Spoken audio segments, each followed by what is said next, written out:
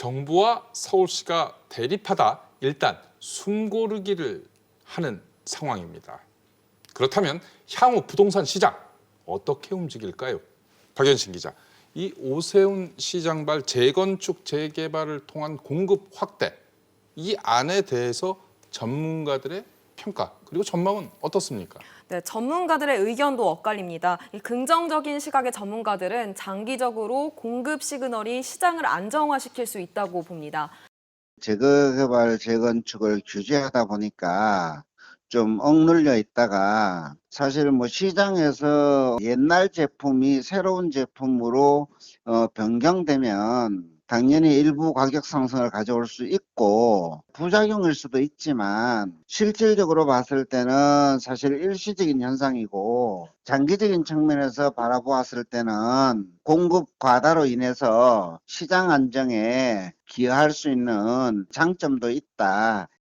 반면 단기적으로 주택가격 상승을 오히려 부추길 수 있다는 우려, 또 재건축 조합에게 이익이 집중되는 부작용 등에 대한 지적을 합니다.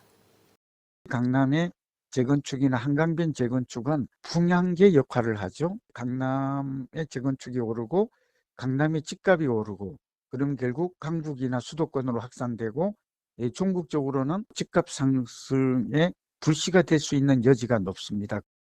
신 기자, 또 하나 궁금한 것이 정부의 이사 공급 대책, 서울시에서 제대로 시행될 수 있을까?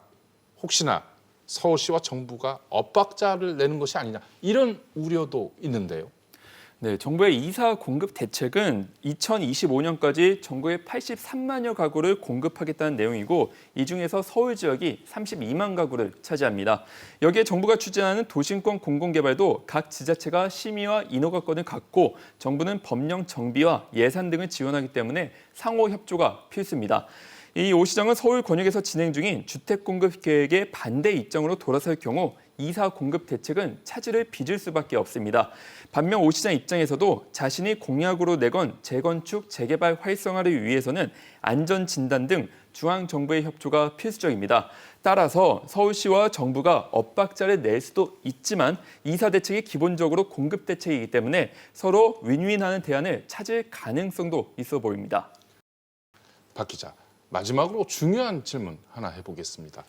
이 오세훈 시장발 재건축 급등 그리고 이것의 확산, 여기에 대해서 토지거래 허가 구역 지정, 이런 요인들이 복합적으로 얽혀 있는데요.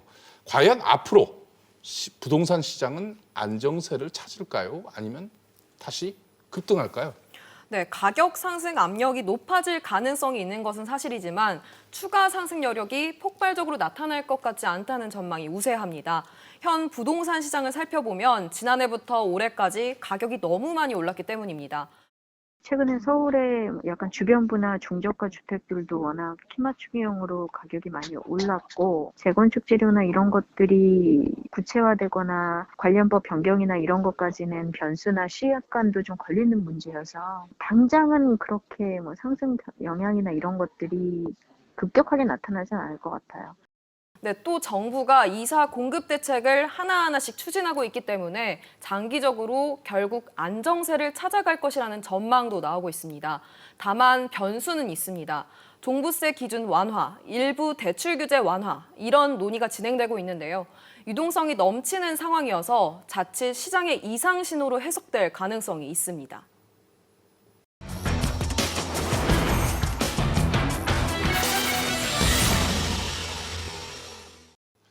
주가가 급등한다고 해서 피해보는 사람은 없습니다.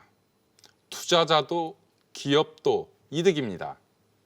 하지만 부동산은 다릅니다. 급등하면 집주인만 웃습니다. 그래서 부동산 투기는 꼭 막아야 합니다. 여야가, 중앙정부와 지방정부가 따로 있을 수 없습니다.